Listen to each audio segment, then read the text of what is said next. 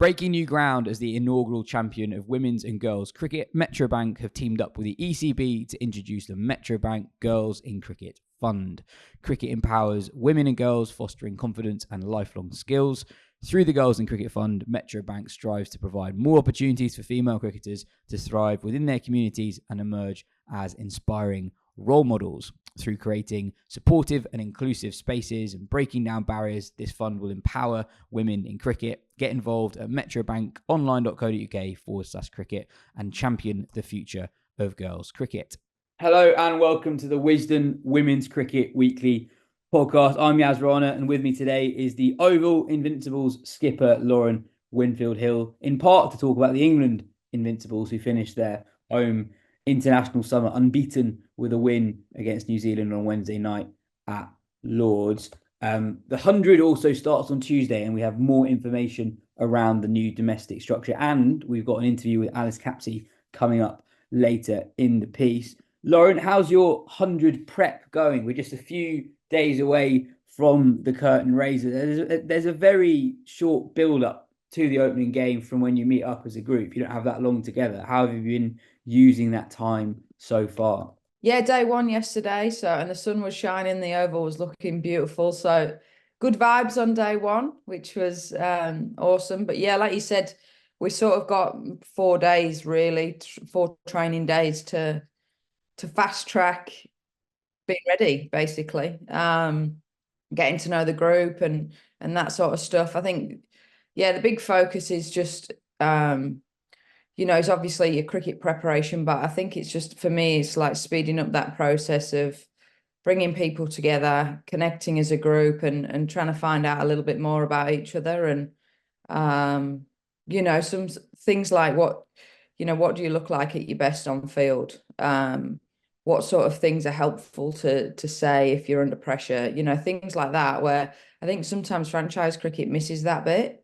And then you sort of get halfway through a tournament, and you go, oh, I don't know what to say to this player, or, these two are in the middle and haven't batted together. What's the comms like? What's helpful? So yeah, that's been a bit of a focus for us as a group, is to just rally around each other, really have good conversations, sort of set the connection. We had a good team meeting yesterday about, bringing us all together and the connection bit. And yeah, just trying to get to know each other, sort of like a bit of a speed dating vibe where you've sort of got a few questions and we're sharing our answers and getting around the group like that. So yeah, it's been, day one, but day one went really well. So that's good. That's good. It is. I find it mad how short the gap is between everyone coming together and the first game. First game only a couple of days time.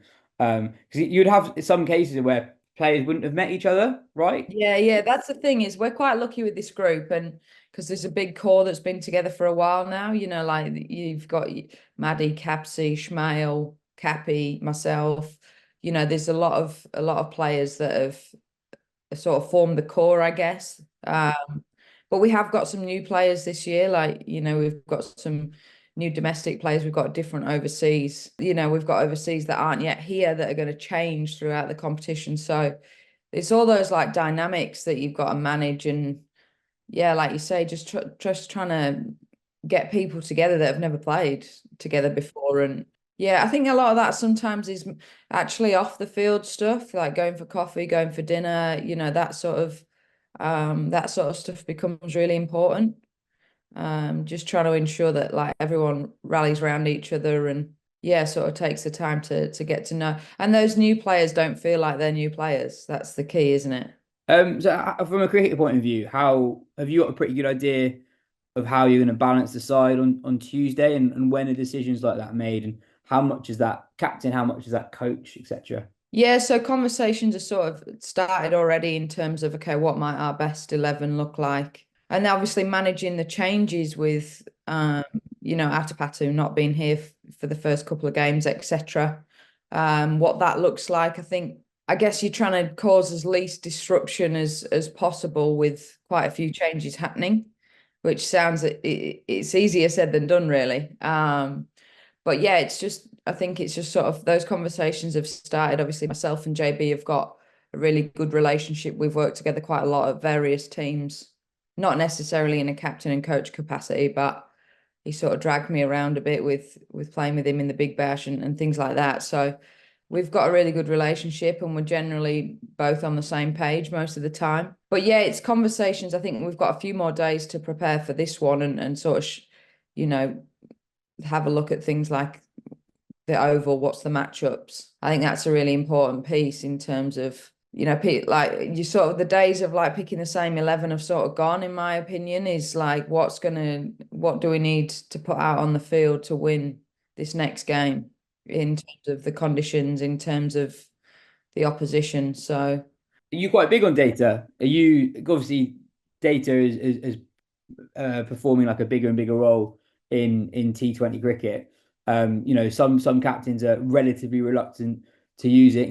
They're like, who's this nerd with a laptop telling me what to do? Are you someone who likes to find out as much information as possible? And you might not necessarily use it all, but at least you have it. yeah, I love our nerd with the laptop, Mark. So there's a little shout out for Mark. He's great though.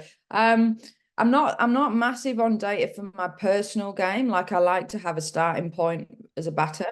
In terms of, you know, just some like what's the bowler's heat map? What areas do they look to go short? So I might sit deep, or do they look to sort of get it up there and swing it? Those sorts of things. But I am quite big on like matchups as a captain. I think in 100 balls as well, like getting your matchups right in the first 10 balls is pretty crucial. So I would say I'm quite data driven by that. You know, like I'm not afraid to open with a bowler that's people might think, well, that's a bit rogue. Why is she open the bowl? And it's like, well, that's the matchup. That's a good matchup for this player. You know, you might expect to see Marizan Cap with a new rock for the first five every time. I'm not against she didn't bowl until, you know, it might be the back end of the power play, it might be outside of the power play, like whatever's sort of required to match up nicely to that team, and then that gives you the best chance of success. So yeah, I would say it's pretty. I think we can. I think the thing is you can get a head start, isn't it? Like the data's there for a reason. It's evidence. So whether it be like on conditions or par scores or tosses or, you know, lengths on certain wickets, things like that, is if you can get a head start, you'd be stupid not to use it, really. Hmm. And we're 4 years into the 100 now. How much does it still mean to players? The dynamic is slightly different to what it is in the men's game, in the platform that the 100 has, and the women's game is on a par, if not higher than the international cricket in terms of its visibility, and how prominent it is in the home summer. Is there still, a big love for it, etc., among the players? Oh, massive. Like for me, you know, and I think for a lot of the international players, like English international players, this is the best time of the summer. It's in prime time. The weather's usually picked up, which is great. You know, crowds, kids are off school. Like it's for me, it's the part that you earmark as a player for sure.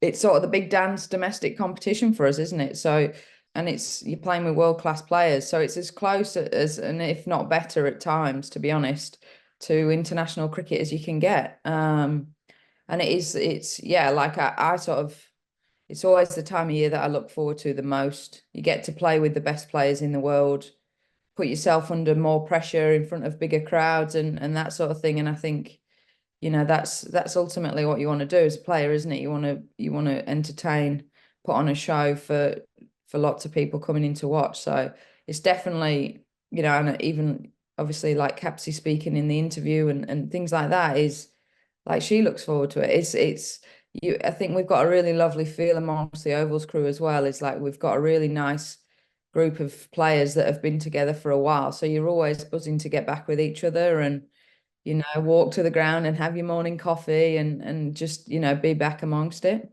A lot of men's cricket fans are critical of the 100. Does it piss you off at all that when people talk about the 100, they just actually just completely ignore the women's competition and basically disregard the importance of it in the women's game? A lot of people, even supposedly respected pundits, will say, "Oh, bin the 100," without even suggesting an alternative for the women's competition. That's still a relatively common thing for people in men's cricket to say. Yeah, I mean, I wouldn't say it takes as much energy off me as to say it pisses me off, but it's certainly not a positive, is it? I think it's Yeah. one of those things where, yeah, people just sometimes forget the bigger picture, isn't it? It's That's a very like, saying about the men's side of the comp. Well, that's not the whole comp. So I think sometimes it's just a reflection of society, of sport is the women's side of it can easily get forgotten about. And, it's a lot of it's, the traditionalists and all that sort of stuff is like nobody likes change. And the 100 created change, didn't it? So some this with anything like with change, there's some good and there's some bad parts of it. But obviously as a female player, there is way more upside than downside to the 100 for us. And I think, yeah, like I think you've always got to be careful, haven't you, when you say about the 100 and you feel like you're only talking about one half of the competition. So you just, like you got to remember that it's a whole competition, men's, women's, and what that brings as a collective. You were there at Lords on Wednesday. I was there as well, but as a punter, it was the first time I bought a ticket to a game of cricket in quite a long time. It was a really nice Well, evening mate, out. why are they not letting you in? What you do for the game, you'd be thinking you'd be in hospo or something. I wouldn't go that far, but I did bump into some people who also work in cricket media, and I told them that, and they're like, "What are you doing? Just get a free ticket." Well, I Um, love that. I love that you've done that though. That's great. But it was a really nice evening out. Uh, I'm quite critical of what the atmosphere is like at Lords for men's internationals. But that was a really fun evening.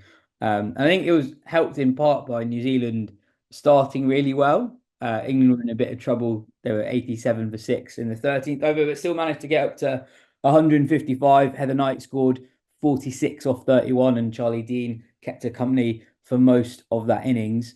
Um, Lauren, how do you reflect on that home summer? It's a bit of a shame that it's done already, given it's July the 20th.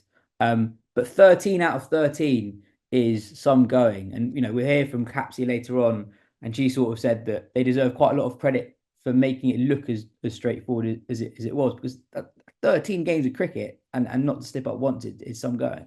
Yeah, it's a fair hammering, isn't it? I think I agree with Capsy completely, to be honest. I think a lot of the chat it has been, against Pakistan were pretty poor and New Zealand were pretty poor. But I think, you have to give huge credit to England for absolutely, giving them a good hiding, basically. And that not to be, I think it's quite English, isn't it? Like, oh, England can't be good. It has to be the opposition that are bad. Sometimes it's a bit of a credit where credit's due. New Zealand on paper are a good side.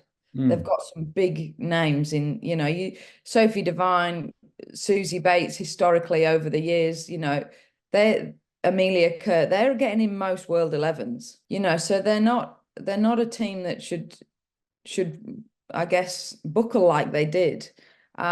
So credit has to go to England. I think it was almost well, it was a faultless summer, and I think the last game was probably great in a lot of ways because it was the first time that they'd really been. I mean, Canterbury was a slightly better showing from New Zealand, but it's the first time they've had a wobble and they've still come out the other side. mm, And I actually think there's a lot to be taken from that last game, rather than it just been completely plain sailing, not really been put under any pressure. And it's probably a really nice, I don't know, like affirming bit for England is that, we wobbled a bit there, but we've still come out on the right side of the result, and people like Heather Knight getting an opportunity, Charlie Dean getting an opportunity with the bat, just sort of it makes teams go, oh, well, just if you get through the top four, it doesn't mean you're through. Yeah, I think massive plaudits to England. I think the style. I think it was there were the talks were slightly the style of play in Pakistan and can they be more aggressive and that sort of stuff. But I think actually, if you reflect on the summer as a whole, that's a pretty comprehensive brand of cricket. The style in which they've played has been. I think John Lewis will be pretty happy going into, players going into the 100 now and kicking on, looking ahead to that T20 World Cup. Yeah, he was saying the other day that he almost wishes the T20 World Cup was now, because you've got this Yeah. sort of awkward break of a couple of months before you end a brilliant home summer, and then players go off to 100, and in some cases players will have different roles to what they have with England. So you may be the danger of losing a bit of momentum. But I agree with what you said. There's almost more to be taken from from games where you only win by 15, 20 runs. It's not as if England absolutely hammered the opposition in every single game. They navigated through the odd, slightly difficult situation. So yeah, incredibly encouraging. I wanted to talk briefly about Fran Jonas, the 20-year-old New Zealander who took 4 for 22 in the final game. She produced two magical moments. One, a totally ridiculous catch off her own bowling to get rid of Nats of a brunt, and then maybe the best arm ball I've ever seen to Freya Kemp, because normally you'd expect a left arm spinner to be turning the ball into a left hander.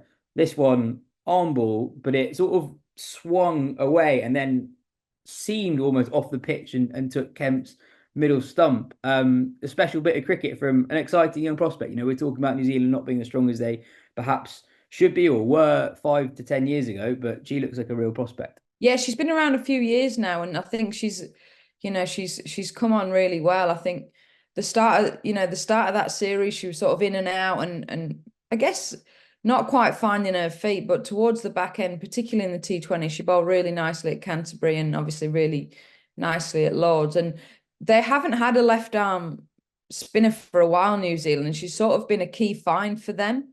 I think particularly in T20 cricket, because she can bowl in all three phases of the game, which, nowadays you sort of got to do. I think, especially with Amelia Kerr being quite reluctant to bowl in the power play, she's an absolute find for them. But yeah, those 2 wickets, honestly, that catch in real time, Yeah. it's easy. You watch it back on like slow-mo and you think, oh yeah, that's a decent catch. But you watch that in real time and she's absolutely, Nat Sivat has absolutely melted that. And as you said, I think she's learning her game really nicely in terms of, like you said, the change-ups with the arm ball, when to bowl, when to bowl the quicker one, when to take a little bit of pace off or bring your length back slightly.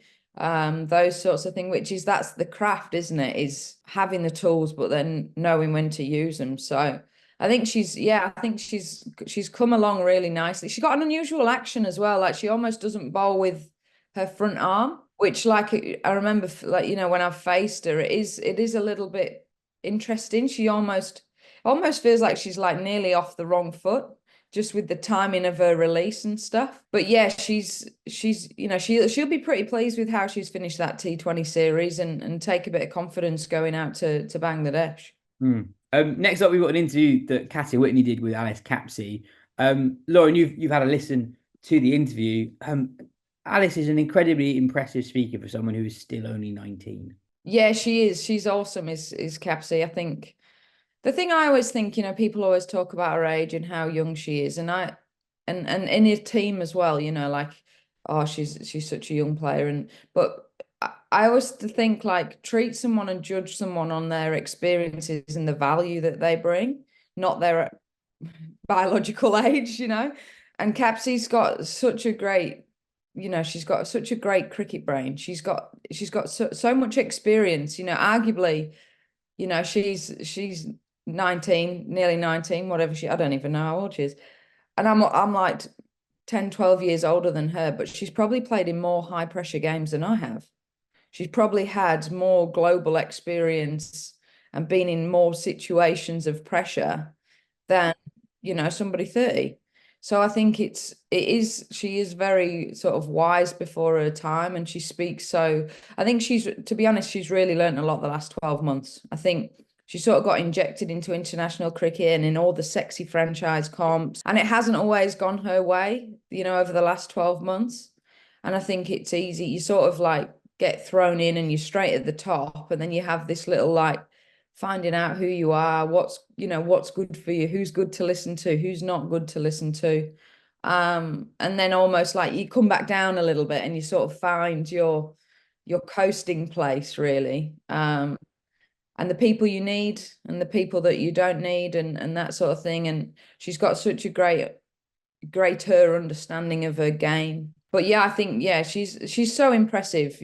I think people talk a lot about her age, but I just think about the contributions that she brings. And I think she's vice to me this year with Tash obviously going down for the ovals. And I think she's somebody that will just thrive more and more from extra responsibility and really feeling a sense of value and love amongst a group, and almost you're not treating her like that little baby in the corner. You're treating her like a real centerpiece of your team, and that's sort of the way in which I think you get the best out of her. But like you say, like it's mad to think how old she is, but it's just using the knowledge and the experiences that she's got already. Like I think I was commentating on one of the WPL games. I can't remember, she was playing, and I can't remember whether it was RCB or Mumbai or somebody. It was a big game, it was one of the powerhouses.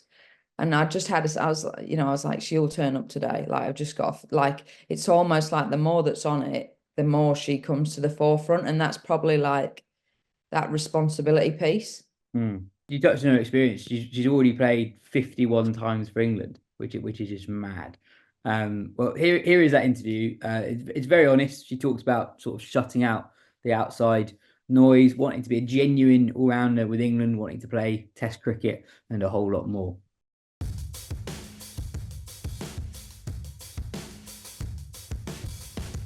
Any memories of last year with that Ashes T20 at Lords coming through this year? Yeah, 100%. When you play at Lords, whoever you're playing for, it's pretty special. But to be playing for England, it just adds to the experience, I think. And yeah, it's a real honour and privilege to play there. And we know the kind of, I guess, history that Lords has. So yeah, to be playing another international at Lords is amazing, and it's something that we're really looking forward to. And like you said, being able to play an Ashes game there was amazing last year. We had an amazing crowd, and in the end, it was the game that won us the T20 series against Australia. So yeah, really fond memories from last year. No disrespect to New Zealand or Pakistan, but it's looked at times like you haven't really had to make it out of third gear this summer.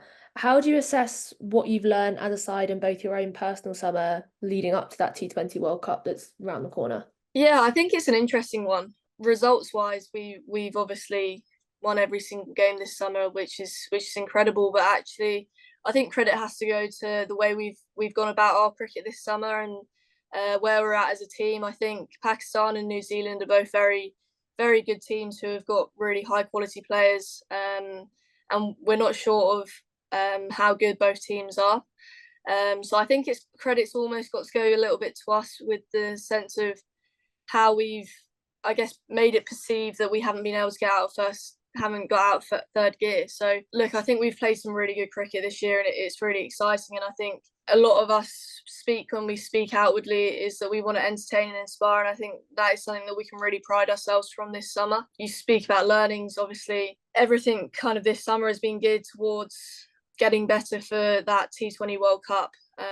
We've seen a number of different selections throughout the summer, and also there's been a lot of work behind the scenes, a lot of conversations about how, as individuals and as a team, we can get better, and we can go on to Bangladesh and play some really good cricket, and hopefully get pretty far in that tournament, and hopefully go on to win it. But yeah, I think this summer's actually been really, really important in learnings. Obviously, playing Pakistan, it was a different challenge for us, and actually there was a lot of conversations that, as a batting group anyway, we had, and there was a lot of challenges they posed to us. And I think all of those learnings from that series, against facing maybe a little bit slower spin, hopefully the conversations we started to have, we can take that on to Bangladesh, where I've never played in Bangladesh, but the general vibe you get is that it might be a pretty spin heavy and attack when it comes to playing other teams in the World Cup. And yourself, you had that 67 not out in the T20I against New Zealand,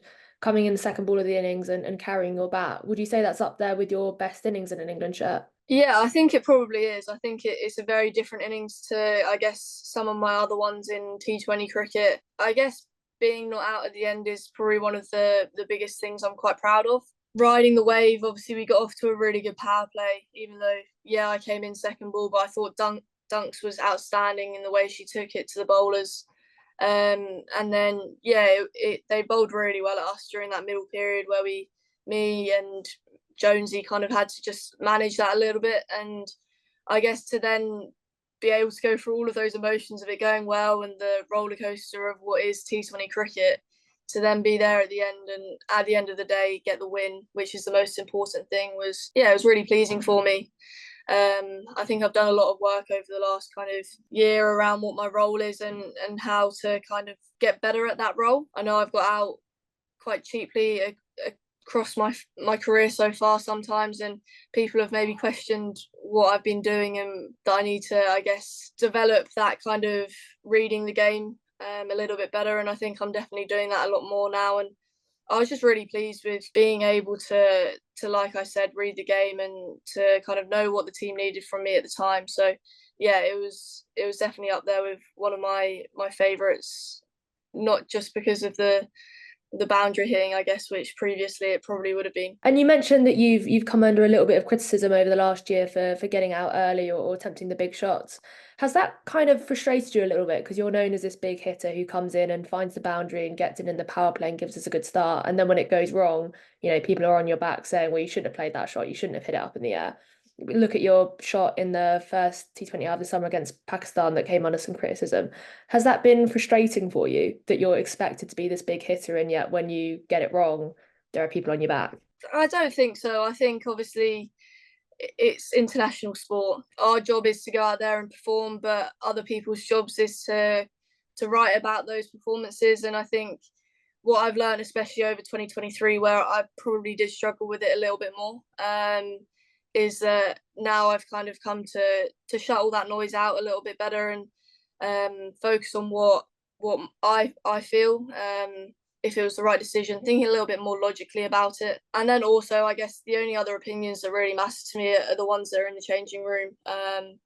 So yeah, look, I think it probably did frustrate me a little bit last year, where I had probably a bit of probably from my standards, probably not the year I wanted after the first kind of 2021 and 2022. But yeah, I'm definitely starting to learn how to control that and to manage my emotions around what people are saying about me. And to be honest, I don't really read it anymore. I think that's probably one of my biggest learnings of 2023 is to just not read it. And if you don't know, then ignorance is bliss. So obviously everyone knows me as this big kind of power hitter to come in and kind of take the game away and to get England off to good starts, and that is still my role. I'm still coming in at 3, trying to put pressure on the bowlers any way I can, but I know, and my team around me know, that T20 cricket is a really kind of difficult format. You're going to have a lot of bad games more than you are good games. So yeah, I've kind of learned to understand that and be at peace with that a little bit more, and not expect to score 50s every single game, but actually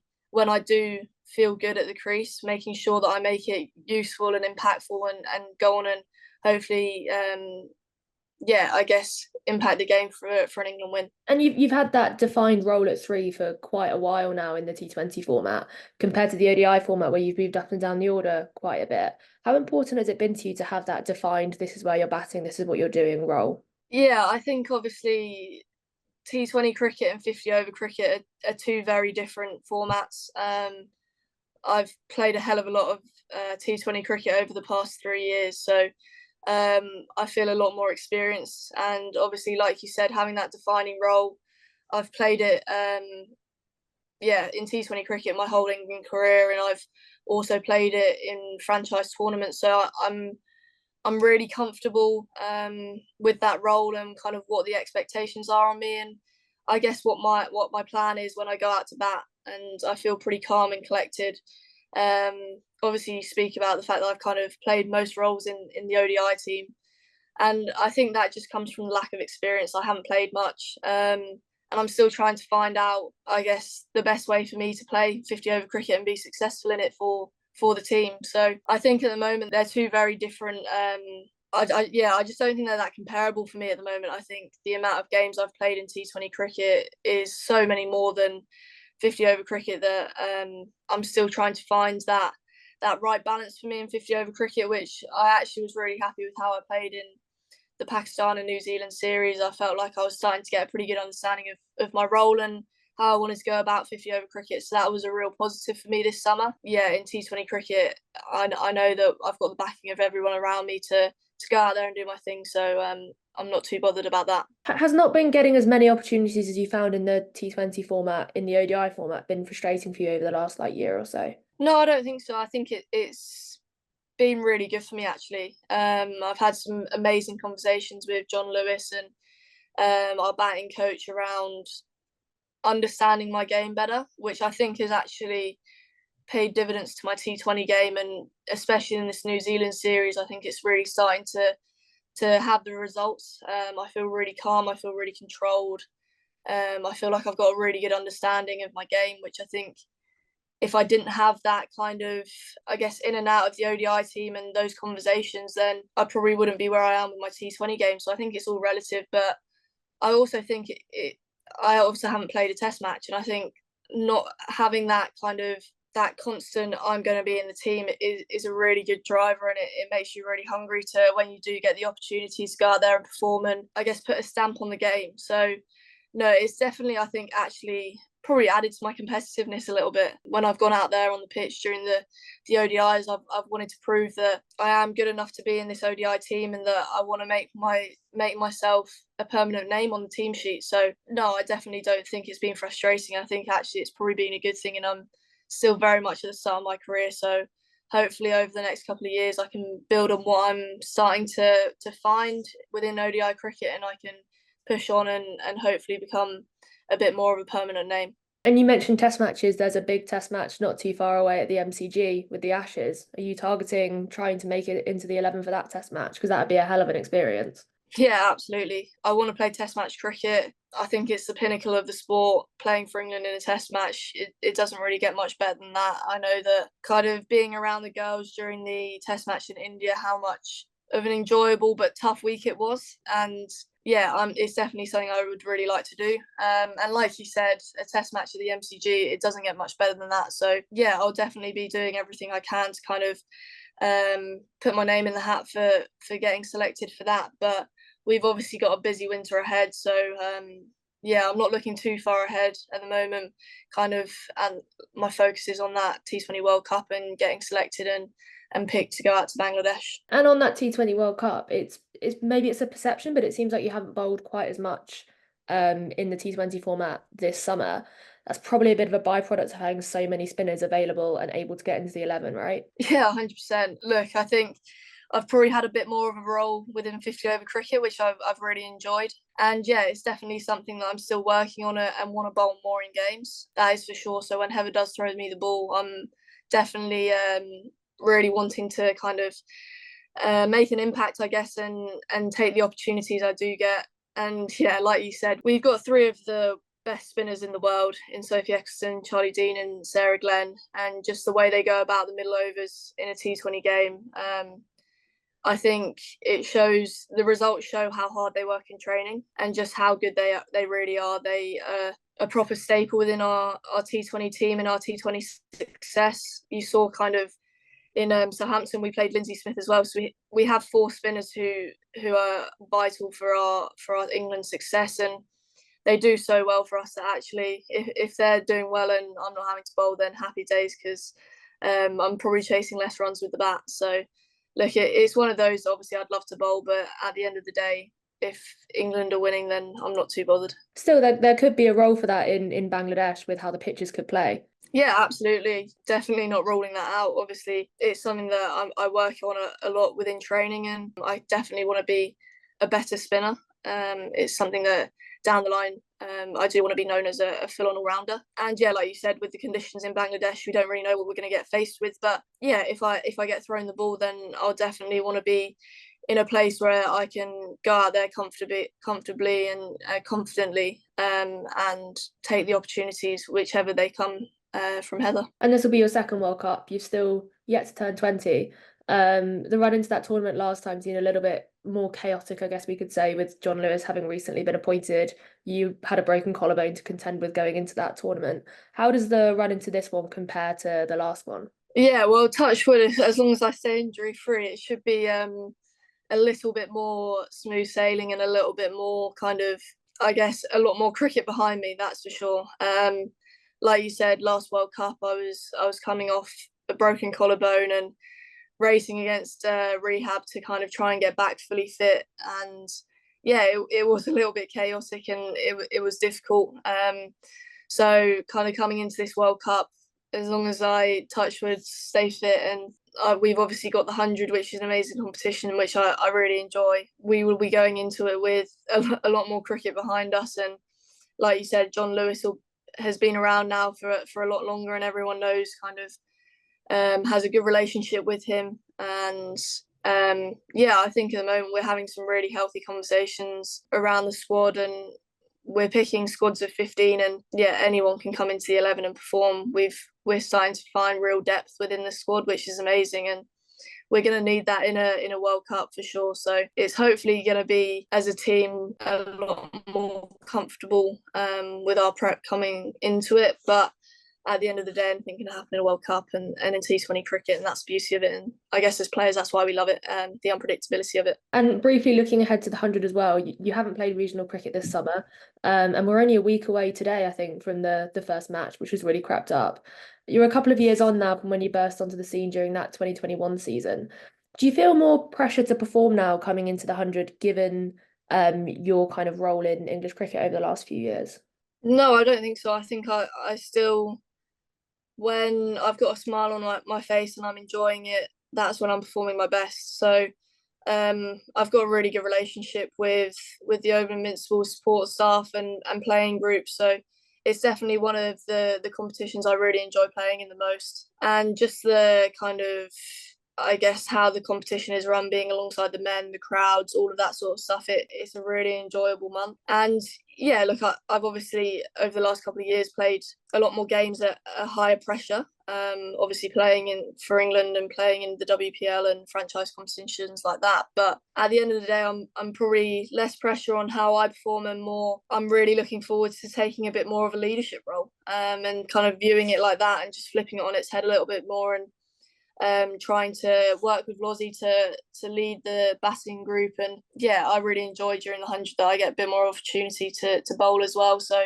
no, I'm just really looking forward to it more than anything. You've also got Chamari Atapatu in the squad this year, which is quite exciting, and maybe a player in a similar mould to yourself. Yeah, I'm definitely looking forward to playing with her, not against her. She's hit me for a fair few sixes over the past few years. So up at the top of the order with Lozzie, that's a pretty dangerous pair. So no, we're really looking forward to having her, and just the way she goes about it. She's so fearless, and it's just going to be great for, like you said, I am still young, so just to be able to mix with new internationals who I haven't played with, and pick their brains and just learn so much from them.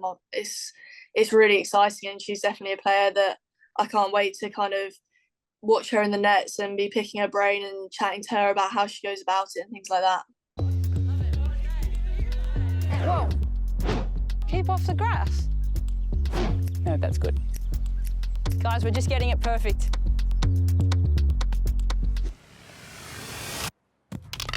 Let's go! Who really wanted with me? I'm at the top, that's 1, not 2 or 3. This real life, baby, no make believe. I just make it look easy like ABC. I fried left, let's go. I'm unstoppable. I got money flowing in. In case you didn't know, they used to doubt me. Now I got them like wow, making boss moves. I get on a hold. I keep my cool under pressure like a boss. I'm all in, it don't matter what it costs. Yeah, that's near on impossible. Boy, I am unstoppable. I am unstoppable. Oh, come on! I am unstoppable. I don't have a limit. I don't have a limit. I don't have a limit. Look at me, look at me, look at me. I was born with a gift, got the blueprint, top of the class like an A+ student. I am unstoppable. I am unstoppable. I don't have a limit. I don't have a limit. I'm gonna take this sign down.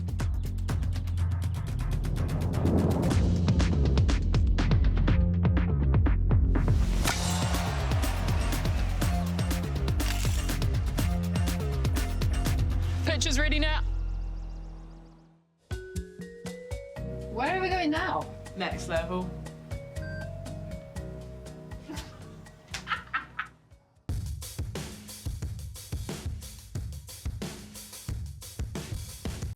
And finally, some more news around the new domestic structure dropped the other day. So Derbyshire, Glamorgan, Gloucestershire, Kent, Leicestershire, Northampton, Middlesex, Sussex, Worcestershire and Yorkshire will be the Tier 2 counties in 2025. They'll play 50 over and 20 over cricket, and more information on various competition structures coming further down the line.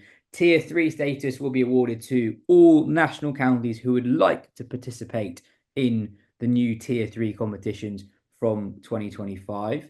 There were some reports suggesting that some national counties who don't have first-class men's counties might have snuck through and become Tier 2 counties from day one.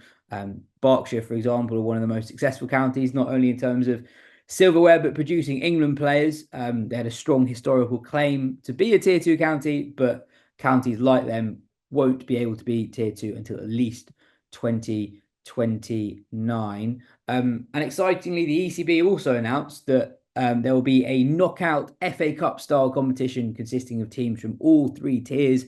The aim of the competition is to provide all counties with the opportunity to compete against each other, play at the country's biggest venues, and give players across the pyramid to test their skills on an elevated platform. It is hoped that that cup competition will be launched as soon as next year. Lauren, lots going on. What do you make of the FA Cup style competition in particular? Yeah, I think it's a cool idea. I know that works really well in football. Like it's like the Challenge Cup, isn't it, in rugby league a bit as well. I think in principle, it's a really great idea. I'm not sure how competitive those games will be, but what I do think will be great is you'll unearth individuals from that, so I wouldn't be surprised to find a few treasures that then get signed, in Tier 2, in Tier 1, etc. So I think it's just broadening the opportunity, isn't it? And I think it allows, what we have seen is players get better by playing against the best in the world and with the best in the world. So I think it's just widening that talent pool and giving, there's often games will happen, whether it be, at county level now or even below, even in club cricket. You sort of see it in the men's game a bit, don't you? And someone just bursts onto the scene and not necessarily just in England. Use like a Josh Brown in the Big Bash, for example, like playing in Brisbane, playing in Queensland club cricket. Next minute, he's just signed a lucrative deal. He's been in the Big Bash and played. It's easier to think of men's examples at the minute, but that's sort of the examples that I think you will find in the women's game, whereby, just getting the opportunity. And even if it's against, even if, say, for example, I don't know, Hertfordshire versus Hampshire, say, even if that's not hugely competitive game in the, side by side in the results, you might find somebody gets 70 off 40 balls against them or takes 4 for, and you think, whoa. And then Hampshire go, I'll have a look at her. She's done really well. So I think that'll be a real plus side to it. It'd probably take a little bit of time before that's hugely competitive.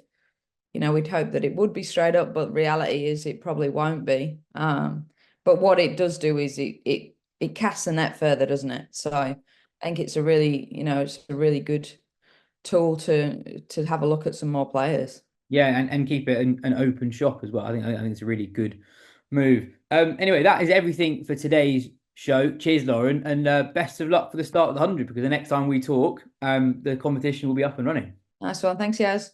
And remember that in partnership with the ECB, the Metrobank Girls in Cricket Fund strives to increase the number of girls' cricket teams threefold by the end of 2026. By fostering supportive and inclusive environments for both cricket coaches and players, this initiative seeks to remove obstacles and create more confident women.